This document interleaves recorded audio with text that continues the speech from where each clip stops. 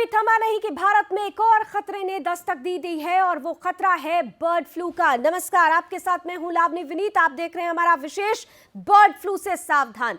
दरअसल भारत में bird flu का खतरा मंडरा रहा है। मध्य प्रदेश और राजस्थान समेत 6 राज्यों में बर्ड फ्लू से अब तक 85,000 पक्षियों की मौत हो चुकी है। देश के कई राज्यों में अलर्ट भी जारी किया जा चुका है और ऐसे में इसीलिए आज हम आपको बर्ड फ्लू के बारे में हर वो कुछ दिखाने वाले हैं जो आपको जानना बेहद जरूरी है। हम आपको बताने वाले हैं कि बर्ड फ्लू के आखिर लक्षण क्या होते हैं, ये फैलता कैसे है और आप अगर इसकी जद में आ जाते हैं तो कैसे बच सकते हैं। इन सब पर आज हम करने वाले हैं विस्तार से चर्चा। लेकिन सबसे पहले इस रिपोर्ट को देखिए और जानिए कि आखिर बर्ड फ्लू का खतरा है क्या।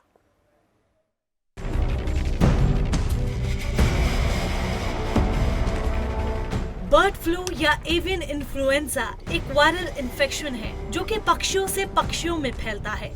ज्यादातर पक्षियों के लिए ये वायरस जानलेवा साबित होता है। साथ ही पक्षियों से इंसानों और दूसरे प्राणियों में पहुंचने पर यह उनके लिए भी घातक साबित होता है।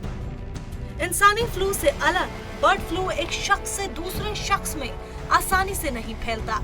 कुछ ही मामलों में मनुष्य से मनुष्यों में ये ट्रांसमिट हुआ है और ऐसा उन लोगों में ही हुआ है जो एक दूसरे के निकट संपर्क में आते हैं। इसके कई सारे स्ट्रेन होते हैं, लेकिन सबसे खतरनाक स्ट्रेन H5N1 होता है।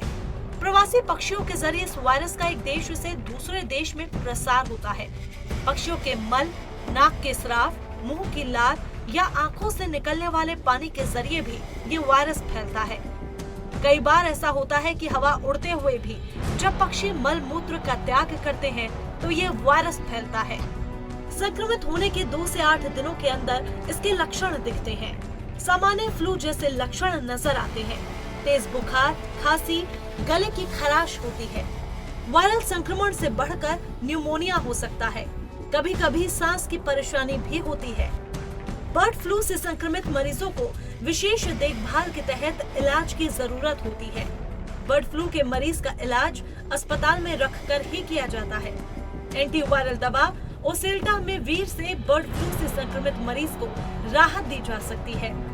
इसका इस्तेमाल डॉक्टरी निगरानी में ही किया जाना चाहिए। पोल्ट्री फार्म में काम कर रहे लोगों को इसके लिए विशेष सावधानी बरतने की जरूरत है। अब हमारे सामने सवाल है कि बर्ड फ्लू से कैसे बचा जा सकता है।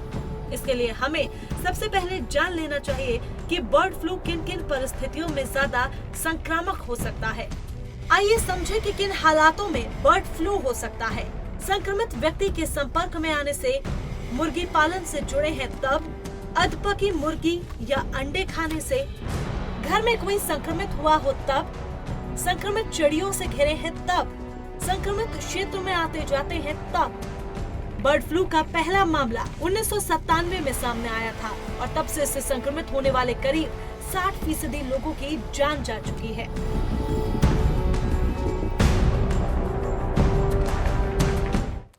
तो बर्ड फ्लू एक भयानक खतरा है। H5N1 यानी बर्ड फ्लू वायरस ने सबसे पहले 1959 में स्कॉटलैंड में दस्तक दी और जिसने सैकड़ों मुर्गियों को काल के गाल में डाल दिया।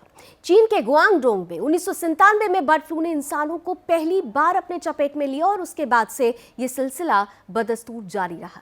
देखिए कि कैसे बर्ड फ्लू दुनिया भर में फैलता चला गया और अब दुनिया के लिए एक नया खतरा बन चुका है।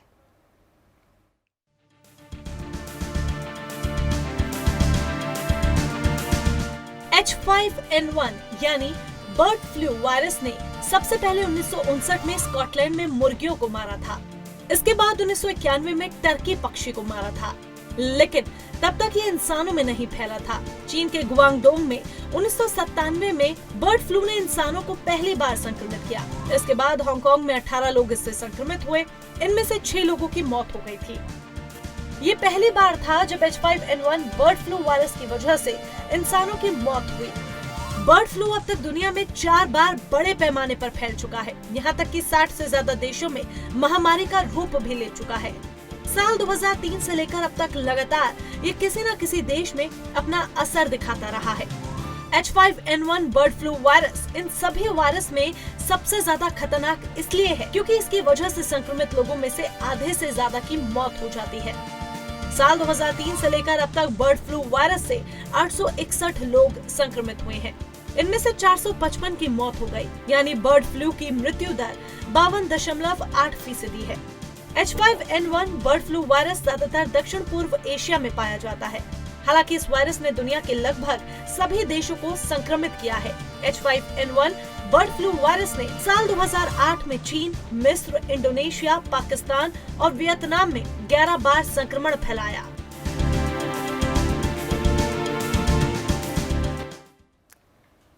तो तेजी से फैलने वाले संक्रमित रोग से बचने की जरूरत है। भारत में भी बर्ड फ्लू का खतरा लगातार बढ़ता जा रहा है।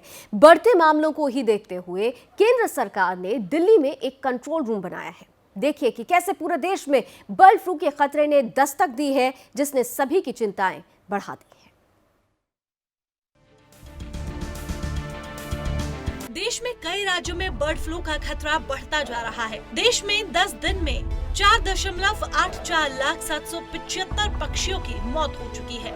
राजस्थान, मध्य प्रदेश, हिमाचल प्रदेश और केरल में बर्ड फ्लू की पुष्टि हो चुकी है। हरियाणा में अभी तक बर्ड फ्लू की पुष्टि नहीं हुई। हालांकि यहाँ 10 दिन में 4 लाख मुर्गियों की मौत हो चुकी है। गुजरात में 53 पक्षियों की मौत हुई है, लेकिन बर्ड फ्लू की पुष्टि नहीं हुई। दिल्ली अलर्ट पर है। बढ़ते मामलों को देखते हुए केंद्र सरकार ने दिल्ली में कंट्रोल रूम बनाया है, जो राज्यों के साथ संपर्क में रहेगा। अब हम आपको भारत के हर राज्य की स्थिति बताते हैं। मध्य प्रदेश में क्या क्या हुआ? मध्य प्रदेश के 10 जिलों में 400 कौवे मर चुके हैं। इंदौर में मरे 155 कौवों में बर्ड फ्लू की पुष्टि हुई है। सीएम शिवराज सिंह चौहान ने आपात बैठक बुलाई, जिला स्तर पर नजर रखने के निर्देश दिए। दक्षिण भारत के राज्यों से पोल्ट्री कारोबार पर रोक लगी। राजस्थान में बर्ड फ्लू। राज्य में 31 दिसंबर को बर्ड फ्लू की पुष्टि हुई। जयपुर, कोटा, बारां और झालावाड़ में बर्ड फ्लू की पुष्टि हुई। अब तक 717 कौवों की मौत हुई है। कोटा की रामगंज मंडी में 212 मुर्गियां मृत मिली। हिमाचल में बर्ड फ्लू की स्थिति। राज्य में अब तक 2403। भारत की अगर बात करें तो 3 ऐसे राज्य हैं जिन पर खतरे की घंटी ज्यादा मंडरा रही है, जहां पर खतरे के बादल ज्यादा मंडरा रहे हैं।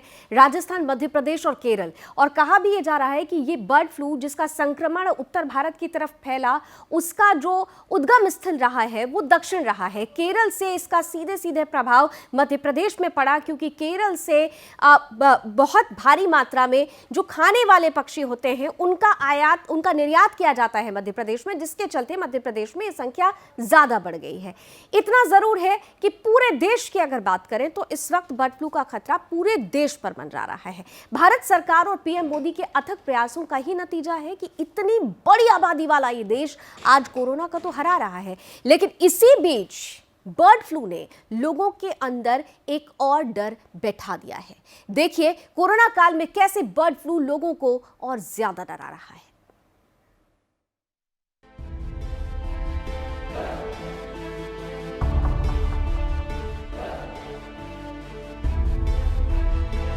भारत में कोरोना के फ्रंट पर लगातार अच्छी खबरें आ रही हैं। एक तरफ जहां भारत में 2 कोरोना वैक्सीन के इमरजेंसी इस्तेमाल को मंजूरी मिल चुकी है, तो वहीं दूसरी तरफ आज आए आंकड़ों के मुताबिक तकरीबन 1 करोड़ लोग कोरोना संक्रमण से मुक्त हो चुके हैं।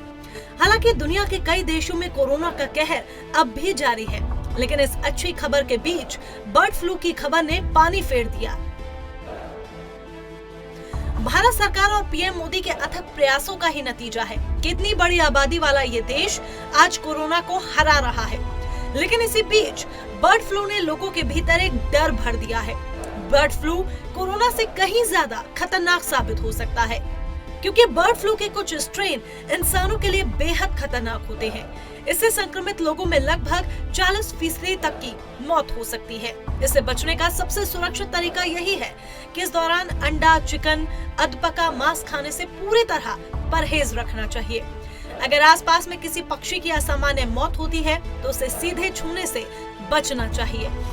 माना जा रहा है कि कोरोना चीन के वुहान से पैदा हुआ है और बर्ड फ्लू के होने के पीछे भी चीन को ही जिम्मेदार माना जाता है। दरअसल वहाँ के गीज यानी हंस में 1996 में सबसे पहले बर्ड फ्लू के लक्षण देखे गए थे। मनुष्यों में इसका पहला मामला 1997 में हांगकांग में सामने आया था।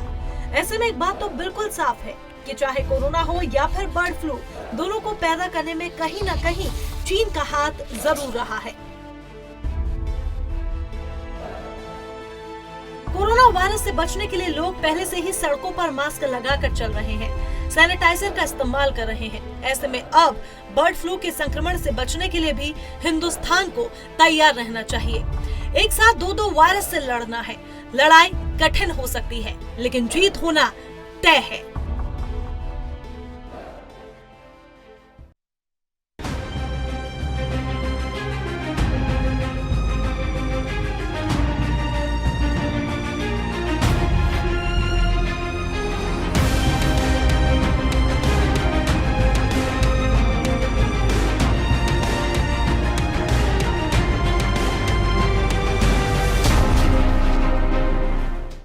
तो बर्ड फ्लू से सावधान रहने की जरूरत है और सावधान रहना कैसे है, इसे ही जानते हैं, समझते हैं। हमारे साथ एक खास मेहमान डॉक्टर राजेश भारद्वाज जुड़ चुके हैं।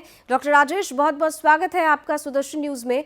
और मेरा पहला सवाल होगा जो बड़ा महत्वपूर्ण है, अगर हम बर्ड फ्लू और कोरोना की बात करें तो दोनों के ही मेजर सिम्टम्स सेम हैं, तो ऐसे में कैसे पता लगाया जा सकता है, कैसे समझा जा सकता है कि किसी भी व्यक्ति को कोरोना है या फिर बर्ड फ्लू? देखिए, कोरोना वायरस तो आम जनता के बीच में घूम रहा है। कहीं भी आप जाओ, मार्केट, शॉपिंग प्लेस, शहरों में, गांव में है। लेकिन बर्ड फ्लू जो होगा कॉन्ट्रैक्ट, वो उन्हीं को होगा जो बर्ड के साथ डील करते हैं, जहां बर्ड ड्रॉपिंग्स के साथ होते हैं, या जो उस ट्रेड में है, जैसे किसी चिकन पोल्ट्री फार्म में या किसी माइग्रेटरी बर्ड जहां पर है, वहां पर कोई केयर टेकर हैं और जहां पर बर्ड की ड्रॉपिंग्स हैं, उनके पास अगर करीब में हो तो उन्हीं को रिस्क है, क्योंकि ह्यूमन टू ह्यूमन ट्रांसमिशन उसका नहीं है, बर्ड ड्रॉपिंग से है वहां पर। तो मेजर सिम्टम्स की अगर हम बात करें, किसी व्यक्ति को अगर बर्ड फ्लू है तो पहला लक्षण क्या हो सकता है डॉक्टर? बेला लक्षण सबके वही होते हैं जो मेन फ्लू के होता है, बुखार, खांसी, थोड़ा सांस फूलना, मेनली वो सिम्टम हैं बर्ड फ्लू के। लेकिन जो कोरोना है उसके सिम्टम थोड़े अलग हैं। उसमें है loss of sense of smell, sense of taste चली जाती है, बुखार होता है, खांसी होती है, और बहुत जो बॉडी के सिम्टम्स हैं जो कोरोना में आते हैं वो बर्ड फ्लू में नहीं आते।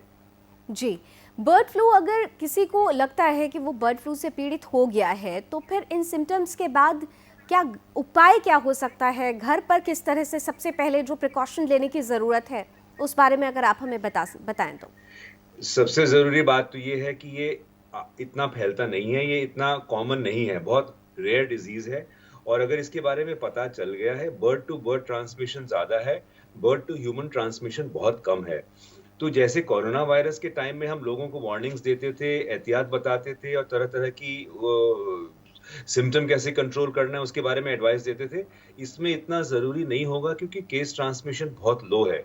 फिर भी मोस्ट इम्पॉर्टेंट थिंग ये है कि जो बर्ड्स के पास हैं, जैसे कि पोल्ट्री फार्म में, जूज में और वाइल्ड लाइफ सैंक्चुरीज में, उन लोगों को ध्यान रखने की जरूरत है। खासकर जहां पर ये पैंडेमिक फैल रहा है, जैसे कि हिमाचल प्रदेश, राजस्थान, इन लोगों को बर्ड ड्रॉपिंग से दूर रहना है, मास्क पहन के रखना है और अपनी प्रिकॉशन रखनी है, ये ज्यादा जरूरी है।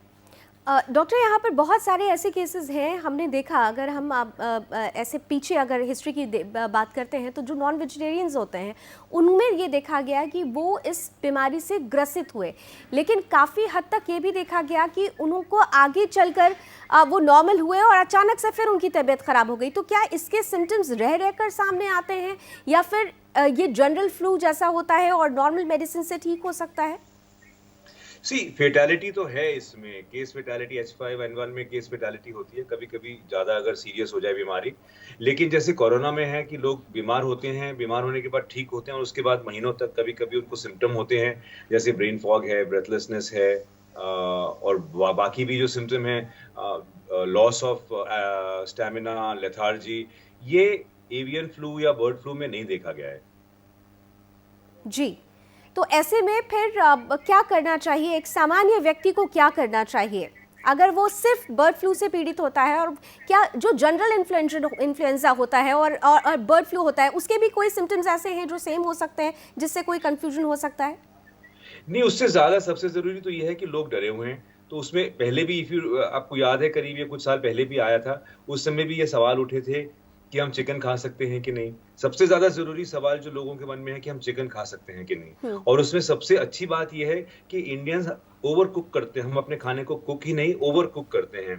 तो चिकन को एक बार आपने लेके पोल्ट्री को आपने गर्म पानी में डाला, तेल में डाला, उसको फ्राई किया और उसको अच्छी तरह से कुक किया, तो फिर एवियन फ्लू को ट्रांसमिट होने के चांसेस बिल्कुल जीरो की तरह हो जाते हैं। तो नेक्स्ट सवाल लोगों के मन में यही आता है, चिकन खाएं नहीं खाएं, नॉन वेज खाएं नहीं खाएं। लेकिन अगर आप अपना चिकन लेके सेफ सोर्स से चिकन लेके कुक कर रहे हो अच्छी तरह से, उसको अच्छी तरह से हॉट वाटर ऑयल में अगर आप फ्राई कर रहे हो और कुक कर रहे हो जैसे करी बना रहे हो, तो वो चिकन सेफ है आपके लिए। जी, जनरल ड्रग्स की अगर हम बात करें, बहुत सारे आप भी डॉक्टर, आपके पास भी ऐसे केसेस आते होंगे कि जनरल फ्लू होता है तो लोग खुद से ही कोई ना कोई मेडिसिन ले लेते हैं, लेकिन कई बार वो बहुत ज़्यादा हानिकारक हो जाती है। तो ऐसे कौन सी मेडिसिन से बचने की ज़रूरत है, और अगर ज़रा सा भी ऐसे कोई सिम्टम लगते हैं तो सीधे डॉक्टर से ही कंसल्ट करना ज़्यादा बेहतर होगा? सबसे जरूरी, ये अच्छा सवाल किया आपने, बिकॉज लोग इस बार खासकर स्वाइन फ्लू की तो नहीं मैं इतना बात कर रहा, जो कोरोना इतना फैला हुआ था, हमने देखा एज डॉक्टर्स कि लोग अपने आप ही अपने मन से, आपने देखा होगा हाइड्रोक्सी क्लोरोक्विन से शुरू हुआ था और फिर तरह तरह की दवाइयां लोगों ने घर में अपने आप लेनी शुरू कर दी थी और वो खतरनाक भी साबित हुई। तो इसमें भी ऐसा है, वायरल फीवर है, ये वायरल इन्फेक्शन है, इसलिए एंटीबायोटिक का कोई रोल नहीं है। हमारा खासकर इंडिया में ये बड़ा बुरा एक रूटीन हो जाता है, थोड़ी सी इन्फेक्शन है, बुखार है, तो हम घर में ही अपने एंटीबायोटिक ऑर्डर करके शुरू कर देते हैं। ये असर भी नहीं करता और खतरनाक भी है, क्योंकि हर चीज के साइड इफेक्ट होते हैं और बाद में जब एंटीबायोटिक की जरूरत पड़ेगी तो पता चलेगा आपका शरीर रेजिस्टेंट हो गया है। सिम्टोमेटिक रिलीफ जरूर है, बुखार है तो नॉर्मल पैरासिटामोल, फीवर के लिए कोई दवाई लीजिए, खांसी है तो कोई कॉफ सिरप लीजिए, थोड़ा स्टीम लीजिए और अपने आप को आइसोलेट करके रखिए, टेस्ट कराइए, पता करें कि ये है कि नहीं बीमारी आपको। डॉक्टर, आपने बहुत अच्छी बात बोली, लेकिन इन सबके बीच देसी उपचार की भी बात होती है, और ख़ुद मैंने देखा है कि जब से कोरोना आया, आपकी तमाम फेटर्निटी, जो डॉक्टर्स फेटर्निटी है, उन्होंने खुद कहा कि आप देसी इलाज की तरफ भी जाइए। तो बर्ड फ्लू अगर किसी को होता है या ऐसा कोई सिम्टम पाया जाता है, तो देसी इलाज, घरेलू इलाज क्या करना चाहिए, में भी हम चाहेंगे कि आप ज़रूर बताएं हमें। इसमें ज्यादा कुछ नहीं करना चाहिए, थोड़ा स्टीम इनहेलेशन लेंगे तो नेजल पैसेज और थ्रोट साफ होगा, गर्म पानी में नमक डाल के सुबह शाम गरारे करेंगे, वो ठीक रहेगा।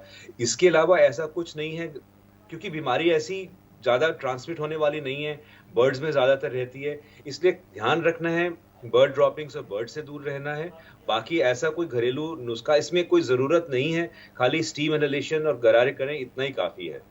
बर्ड फ्लू से लोग डर रहे हैं क्योंकि कोरोना का जो हमने हाल देखा, उसके बाद जो दुनिया भर में परिस्थितियां बनी, उसने बहुत हद तक मानव जीवन को हानि पहुंचाई है। बर्ड फ्लू जैसे ही बर्ड फ्लू ने दस्तक दिया, लोगों में डर पैदा हो गया है। तो एक डॉक्टर अगर बताएगा कि क्या इससे डरने की ज़रूरत है, तो शायद लोगों में डरने की ज़रूरत है या नहीं, तो शायद लोग इस चीज़ को ज़्यादा अच्छे से अपने आप को कंपैटिबल पाएंगे उस चीज़ से। जी, मैं ये बताता हूँ इसमें, क्योंकि भाई ये बर्ड्स के ऊपर है, तो इसलिए ह्यूमैनिटेरियन ग्राउंड के ऊपर कंट्रीज और जो हेल्थ ऑर्गेनाइजेशंस हैं, वो कलिंग ऑफ द बर्ड्स कहते हैं उसको, कि जो भाई कोरोना वायरस ह्यूमंस और ह्यूमन टू ह्यूमन ट्रांसमिशन था, तो अब ह्यूमंस को तो नहीं हम कुछ कर सकते, उनको तो हमने इलाज ही करना है, लेकिन बर्ड्स की पॉपुलेशन को जहां पर ये बीमारी फैल रही है, वहां पर उनको आइसोलेट करके कलिंग ऑफ द बर्ड्स करते हैं, ताकि ये बर्ड फ्लू फैले ना और वहीं पर एक लोकल एरिया में रिस्ट्रिक्ट हो जाए। ये करते भी हैं और करेंगे भी, और यही एक तरीका है इस फ्लू को फैलने से रोकने का। ज्यादा डरने की जरूरत तो नहीं, बाकी कोई घबराने की बात नहीं है, इसमें बिल्कुल भी कोई चिंता करने की बात नहीं। Thank you so much doctor Rajesh Bhardwaj, आपने बहुत इंपॉर्टेंट टाइम हमें दिया। बर्ड फ्लू खतरा जरूर है, लेकिन जैसा कि डॉक्टर राजेश ने बताया कि अगर आप खुद से सावधानी बरतते हैं, तो कहा भी जाता है कि अगर आप सावधानी बरतेंगे तो आप तक ये खतरा नहीं पहुंचेगा। इसलिए सावधानी बरतिए और बर्ड फ्लू से बचिए भी। आज के इस विशेष पे बस इतना ही। जय हिंद।